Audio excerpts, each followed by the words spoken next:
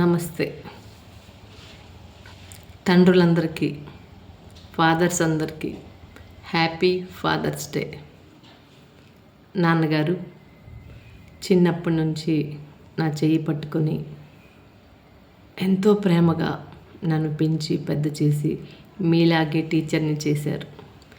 మీరు చెప్పేటట్టుగానే పాఠాలు చెప్తున్నాను, మీరు ఆడిపించేటట్టుగానే ఆటలు ఆడిపిస్తున్నాను, మీరు మాట్లాడుతున్నట్టుగానే మాట్లాడుతున్నాను. నా తలగా జీవితంలో మీ ప్రభావం చాలా ఎక్కువ ఉంది. నేను చాలా సంతోషంగా ఉన్నాను మీ కూతురుగా పుట్టినందుకు. కానీ ఇంకా ఈ జన్మకి ఆడపిల్లగా నన్ను కన్నొద్దు నాన్నగారు. ఎందుకంటే తమ్ముళ్ళలా నేను ఎప్పుడు మీతోనే ఉండాలనుకుంటున్నాను.